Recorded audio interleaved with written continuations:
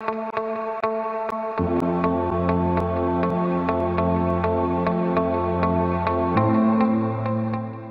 this is Natalie here with Sacred Mountain Yoga, and today I am interviewing Bhante Saranapala of the West End Buddhist Temple and Meditation Center in Mississauga. So, welcome. Oh, thank you, Natalie. It's going to be a wonderful dialogue and conversation between you and me. So let's begin the journey of mindfulness together. Awesome. So what can you tell us about your center?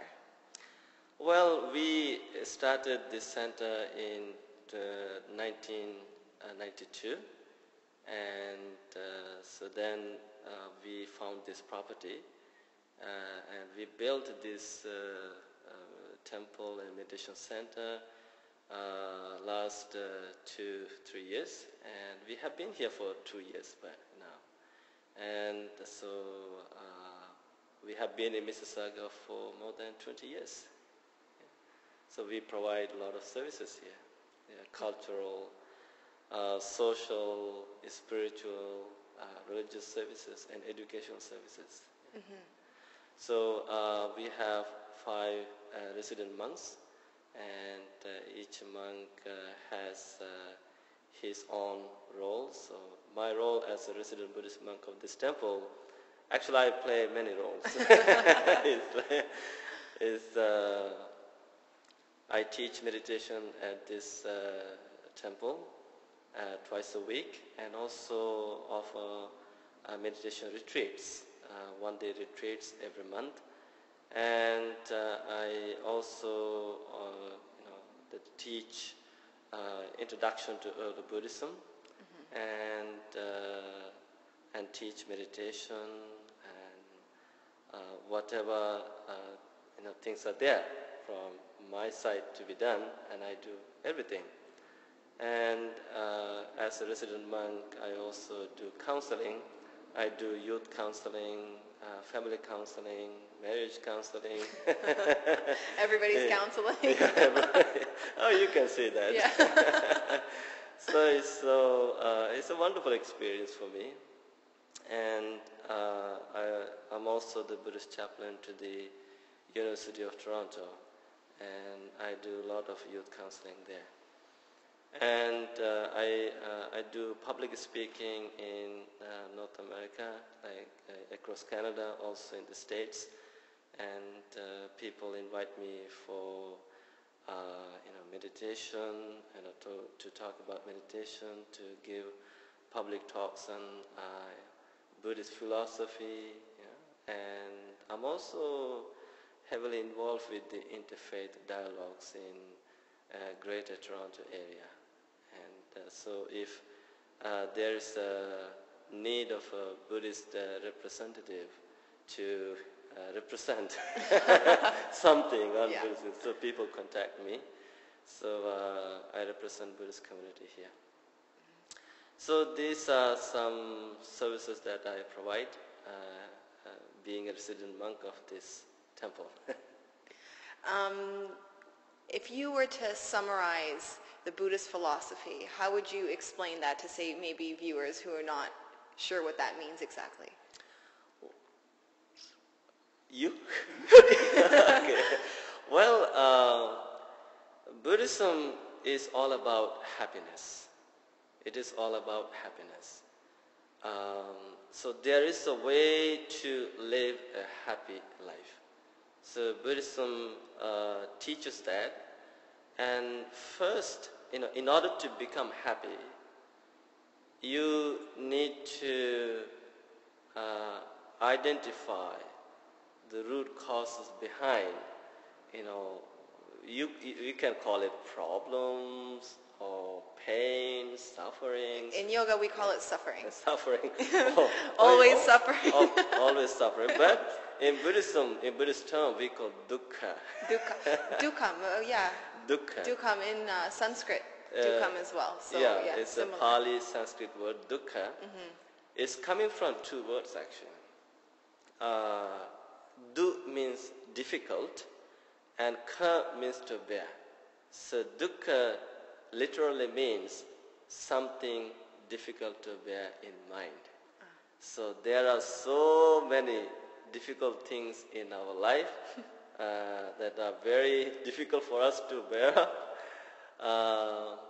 So then you have to identify what are those things, right? Mm-hmm. So if you know what they are, then simply you have to go to the root cause and see that and remove that root cause or root causes or multiple causes and conditions, and then happiness comes into being, right? Mm-hmm. So that is the whole philosophy of Buddhism, to be happy. And that's why we always teach living a happy life. Sometimes we talk about aging beautifully. Sometimes we talk about dying peacefully, right? So all this can be based on the practice of mindfulness and insight meditation. So Buddhist philosophy, as we talk about the core philosophy, the Four Noble Truths and the Noble Eightfold Path. Now, when we talk about the Four Noble Truths, this is the cause of the suffering, okay, dukkha, and the cause of suffering, and the freedom from suffering, and then the way that leads to the freedom from suffering. So that way is called Noble Eightfold Path. And although there are 8 of them, it can be summarized into 3 practices. We call Sila, Samadhi, Panya. Morality, meditation, wisdom. And if we can practice these 3 together, and happiness is right there before us. Lingering a little bit ahead of us, right. Mostly. Yeah. As I tell people all the time when I talk about happiness, happiness is there. Everybody has the right to be happy, but happiness does not come to you automatically. You have to earn happiness. You have to earn happiness. So it's like the way you earn money. Hopefully it's easier to earn happiness than money, I would hope. It sounds easier, but you can earn it. It depends on how you take it, though, you have to, the happiness, can come from shifting your attention. Let's say if your attention is going to something negative, or let's say painful experience, if you keep paying attention to such experiences, and of course, you're going to be unhappy, you're going to be miserable, right? Yeah. So here Buddha is teaching a way of learning shifting attention. If your mind goes to negative experience, if your attention is going there all the time, simply learn to remove your attention, your mind from that negative experience and to bring it to, shift it to something positive. Like, there are a lot of good things that we have done. It could be a good conversation with somebody. It could be a good deed, and let's say an act of kindness, like helping somebody. So whenever you think about it, put your attention to it, then your mind changes. And this suffering, pain, dukkha disappears. The happiness, sukha, comes into being. And you feel so happy. So you have to earn it. So in order to earn happiness, we practice 2 sets of practices. First set of practice is called Dana, Sila, Bhavana. Dana means act of giving. You give with good intention. The more you give, the more you get. That's the universal principle. But the dana or the giving has to be practiced with a good intention. Like when you do something with good intention, it generates happiness. Is that to say people who think, if their intention is to give so they can get, is what you're saying is the wrong intention. You should give for the sake of giving, and then it will come back. Not That's right. You don't have to anticipate. I want a Mercedes, so I'll try to give one away and hope it comes back. Well, it doesn't work that way. Yeah, well. Then if you give something like with that kind of intention, it is an expectation. If your expectation is not met, you're going to be in big trouble. You're going to be very unhappy. See, with this intention, I gave a Mercedes to him, but I didn't get double Mercedes. Right? Right. So you have to give for the sake of giving, without expecting anything. But according to the law of karma, what goes around comes around. Mm-hmm. Right? It's going to bring you a happiness. Like how the result is a happiness. Like I have done giving a loonie or toonie to homeless people in downtown Toronto, and I have bought Tim Horton coffee for those homeless people, mm-hmm. and that gave me a lot of joy. That brought me happiness, satisfaction. And I have done soup kitchens with the youth group. We fed homeless people in downtown Toronto. And every time I think about that, and I feel so happy. And I have done this for 15 years. And so every time I think about that, I feel very happy. So the giving can be done, can be practiced in many ways. Mm-hmm. So this is just one way. So anyways, to become happy, you have to learn to give. The giving brings you happiness. And then, next practice, Sila, morality. Morality is all about good behavior. You shun the bad behavior and you cultivate the good behavior. By cultivating good behavior, you earn happiness. You feel very happy. And then bhavana, you have to practice meditation. Mm-hmm. And meditation is all about us, all about you.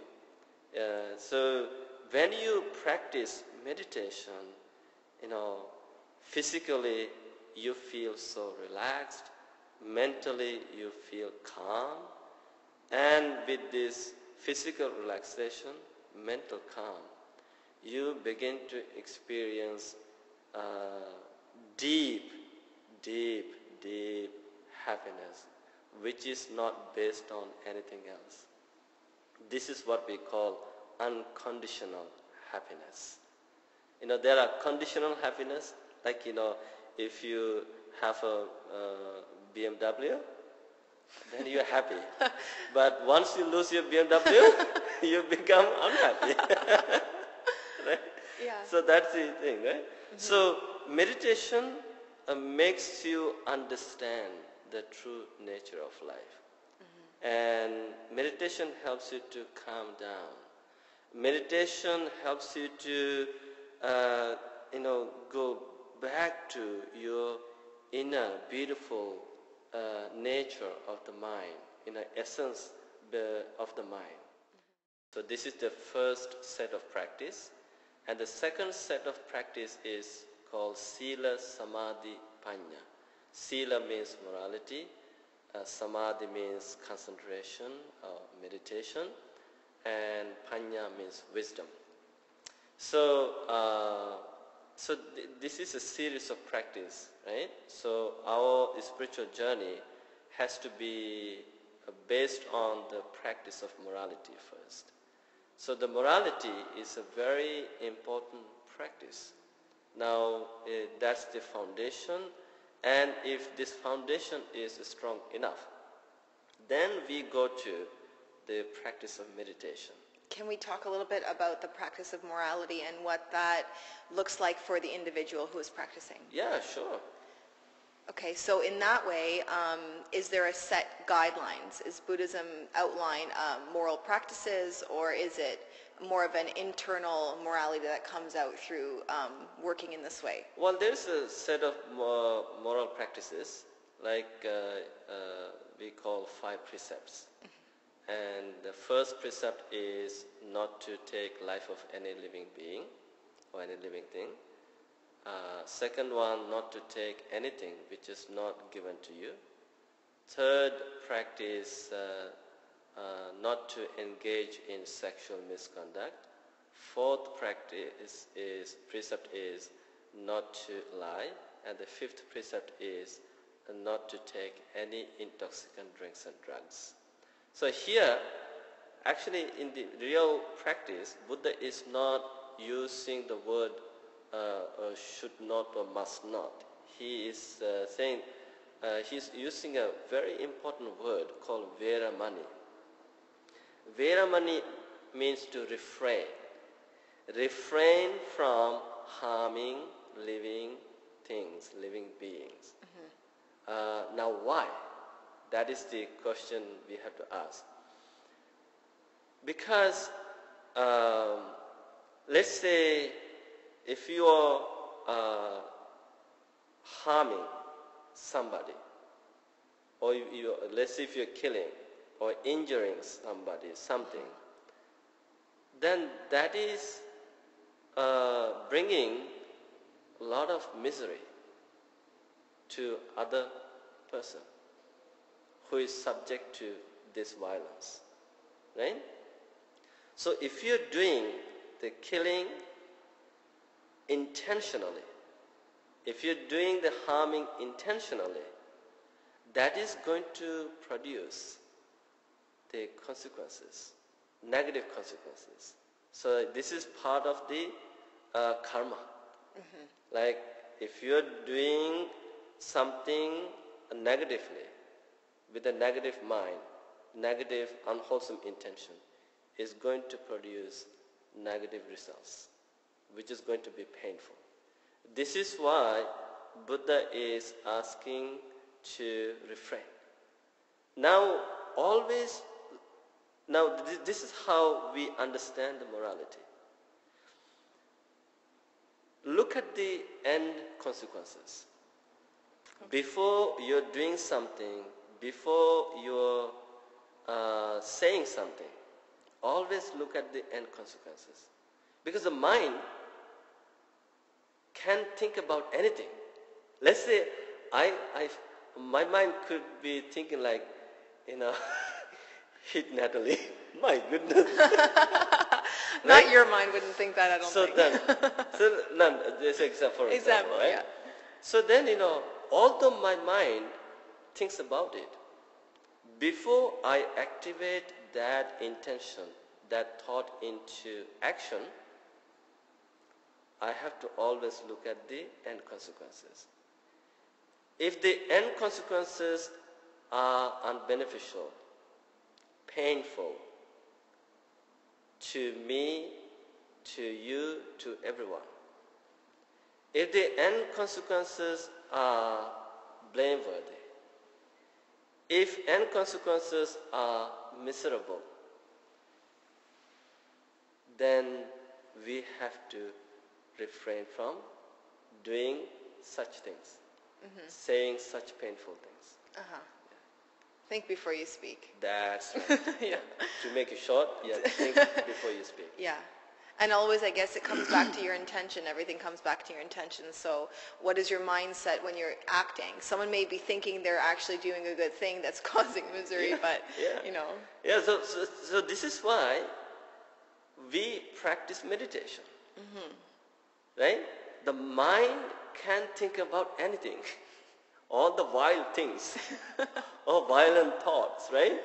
Yeah. Negative thoughts. So as long as you harbor such negative thoughts, they are going to make your life miserable. Not only you, your misery is going to impact others too. It'll spread like ripples out. That's right. Right? Yes. So we practice meditation to purify the mind. Right? To purify the mind.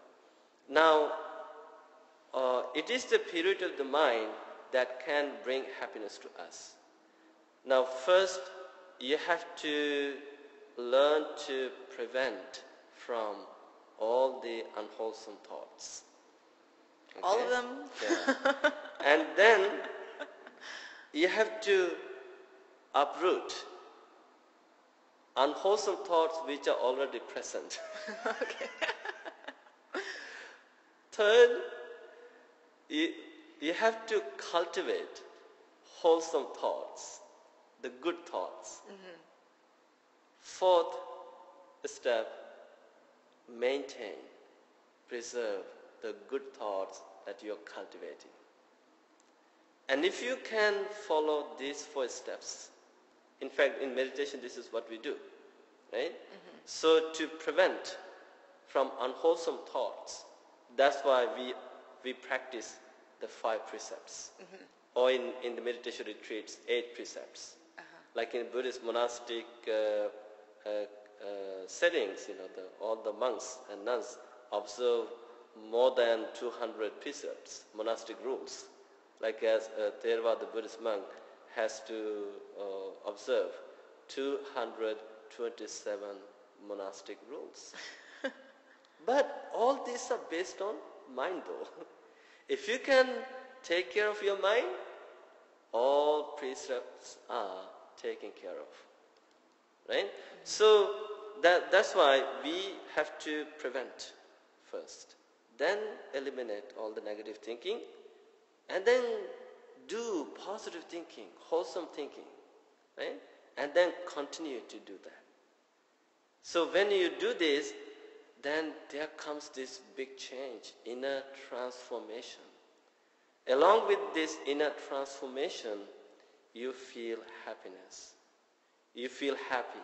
You feel, you become joyful, right? You become spiritually happy. And deep down, your mind is relaxed, calm, undisturbed. So this is the beautiful experience of meditation. And in fact, all these are about letting go. Right? Also in yoga, everything's about letting go or going back to your original state, That's which is bliss, to say. Yeah. So we had this bliss. We had this happiness, as I said before. Right? As we grew up, of course, we paid our attention to the things out there. We became interested in the things out there, right? And then those things, defiled, corrupted our mind. So as a result of that, today we feel unhappy. So we are practicing all these sets of practices in order to go back to that original nature of the mind, which is so pure, blissful, happy, and we can experience that state of the mind. And so it requires practice, right? So even here, let's say when we talk about the morality is also about letting go. What are you letting go? You are letting go the misconduct, negative, unwholesome, bad, evil behavior. And as you let go this negative, unwholesome, bad behavior, that creates a new space. You see, the bad behavior, negative conduct, creates a gap between you and the original, let's say, the inner nature of your life. Right? So when it creates a gap, you might fall any moment. And that's why when you get into the plane or bus or the subway train, they say what? Mind the gap. Right? So you have to mind this gap off, because the misconduct creates this gap. Right? So this gap becomes full of misery, anxiety, depression, suffering, pain. And if this gap becomes full of all these negative experiences, your life is going to be miserable. So that's why we practice morality, to remove that gap, right? By refraining from doing negative things, bad things. And then it creates, as we stop doing bad things, it creates a new space. Now in this new space, you can fill the new space with positive things like love, compassion, goodwill, kindness, generosity, all the positive things. Right? Mm-hmm. So meditation helps you to fill this new space to experience the bliss, the happiness, the peace. Then you can live your life happily, joyfully, peacefully, without any problem. You're just happy. You're just happy. Nothing bothers you. Right? Nothing can interrupt the happiness, is That's what you're saying. right. Nothing can disturb you. Yeah. And then, as we let go, right? Letting go comes from, it can be practiced step by step. Now, there is a saying in Buddhist teaching: if you let go a little, you will have little peace, little happiness. If you let go a lot, you will have a lot of happiness. If you let go completely, then your struggle with the world will come to an end. Then your whole life is full of happiness. So in meditation, this is what we do. In meditation, we learn to let go.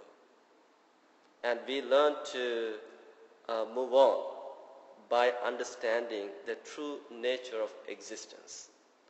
What is the true nature of existence? Impermanence, change. Everything is impermanent. Mm-hmm. Nothing lasting permanently. So, if you can understand this, so for this, you need wisdom. Wisdom comes from meditation. Right? Now you read books, you read other things, they give you knowledge. Mm-hmm. Right? Yeah. Meditation is an experiential knowledge. Let's say, when you sit down, when you close your eyes, then you have this experience. My goodness, my mind is wandering. I thought I was fine. I was okay. Fine. But now I see that my mind is wandering a lot, right? Yeah. So then you know what to do, right? Mm-hmm. So then meditation helps you to relax the body, calm the mind. With this relaxed body, calm mind, then you see that all there is just a constant change. Nothing is permanent. This is like, as one Greek philosopher said, a man cannot step into the same river twice. So this is in line with what Buddha taught. Like, you understand that all there is the anicca, means impermanence. Impermanence. Yes, so don't hang on to anything. Yes. Let go. move on. It is like the way sometimes I sing this nursery rhyme, right? And also I bring this nursery rhyme to the people, to understand this. When we were little kids, we were taught the right thing. But our teachers failed to explain the meaning of this nursery rhyme. What is that? Row, row, row the boat gently down the stream. Merrily, merrily, merrily, merrily, life is but a dream. So this is the Buddhist teaching. Row, row, row the boat. How? Gently, happily, peacefully. Why? Life is but a dream. All there is just impermanent. Life is impermanent. Don't hang on to anything. Let go. So, complete letting go brings the utter freedom, complete freedom, happiness. Right? Mm-hmm. Yeah. So this is what you have to understand. So, meditation is all about letting go. We can all learn to let go a little bit more, I think. Yeah. I think so. Myself, I can tell you for sure. I have attachments, to a lot of things. Yeah. But it's very in line, the same philosophies as the yogic principles. They're in alignment in that way. Mm-hmm. That everything is constantly changing, everything's in a constant flux. And the more we hold on to what we think is permanent and what we think is solid, the more suffering in turn it creates in our own beings, in our own lives. And the more we suffer, the more we actually project suffering to all the people around us. That's right. Yeah. Yeah, so if we can have this wisdom, and I think we all can live a happy life. It doesn't really matter whoever you are. We don't have to hang on to all these labels, right? Yeah. And let go, even the let go those labels, right? If you hang on to those labels, you're in big trouble. Yeah.